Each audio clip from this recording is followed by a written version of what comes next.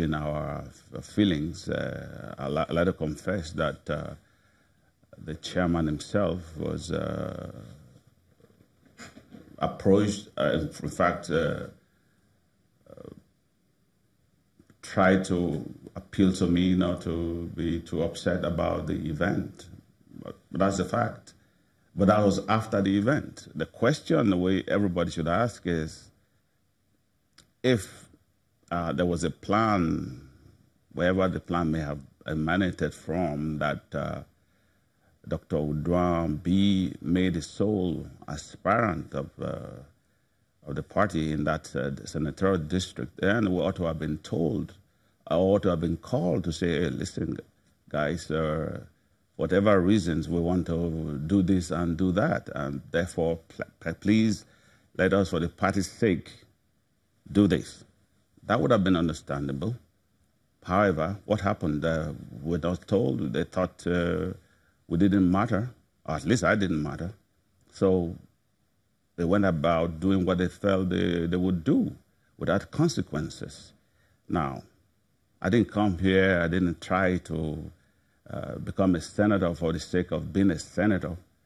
I came into the picture to try and serve my constituency, the senatorial district, and by the way, also serve the country, which I've always served since I left school in Sokoto many years ago. So yeah, we're having a conversation as we speak, but that's ignoring the wishes and the feelings of the people. Me, I'm simple. You can talk to me. But what about the people? What about the people that we are hoping to serve? The people that actually drafted me to come and try to represent their interests. The Jaws, the Sokos, and the Shekiris, and the few robots that we have in our senatorial district. What about them? These are the guys who said, please come and try and assist us and get some of the benefits of our democratic dividends, perhaps, since they have not been able to get any sense of all the benefits accruing from the democratic process over the several years. So they drafted me. I came over to try and serve, and I was simply excluded quite illegally. I could use stronger words, but I wouldn't want to do that. Right. But, so basically, yeah, we appreciate that. We appreciate that. Did you? Your party has a dispute resolution mechanism. Did you explore those avenues? Absolutely, absolutely.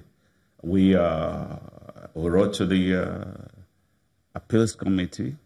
There was not even a significant of attempt to talk to us from the appeals committee. Nobody even responded to our appeal in writing through our lawyers. For us, it's like we're living in a mafia state. This cannot be allowed to happen. We have gone through the processes. I'm happy that at least in the state, in my state now, they set up a reconciliation committee, which I hope will work well, because it requires some form of reconciliation. Anybody that thinks that they can do the usual things by riding roughshod over people in our state, in our district, they have a second thing coming. This is not going to happen because the people are not going to stand for it.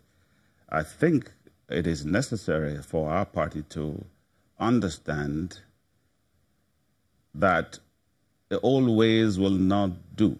I'm happy that the president himself is a man of process, a man of integrity, a man of, I guess, openness. In fact, a man who is supposed to be, who is in fact not supposed to be, but is actually the leader of the party. Now, suggest that the leader of the party, right? If I could just ask you, needs to be able to intervene. Yeah. Does that suggest that after they approach you or moving forward, all of the entreaties, you won't hit to any of them? Of course, I certainly would not say I would not hit to any of them. After all, my intent is to service. Entities is to, again, not to me. I think we are referring to me too much. The people, I think, at least they need to explain to the people what has happened. What has happened. They need to be explained to why their preferred candidates perhaps were excluded from the process. Now, the key is this. When you exclude people like us, how do you think the rest of the country will feel like if we do not say anything? I think that's a bigger question. What happens to ordinary people who are not air vice marshals? Okay, what happens to them? They can simply be excluded from the process.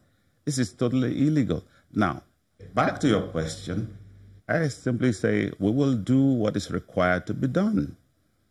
Of course, we are in the process of having conversation, but I thought it was necessary for people of my district to be aware of what is going on, because quite often they are not aware of what's really going on, but it's my duty to let them aware of what's going on.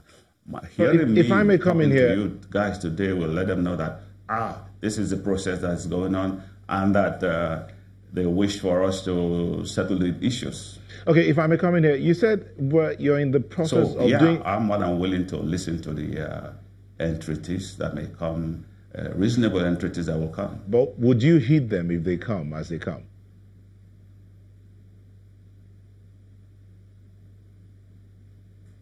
Vice Marshal Okorodudu, the entreaties as they come, would you hit them? You just said something here that you're willing to do what is necessary legally to make things right. What are those things you're willing to do that are legally right to get things right? I think the most important thing is to let the Nigerian people know, especially my district, for them to know that the process was not fair, that the man that drafted to come and represent them was illegally excluded from the process. And I probably would want the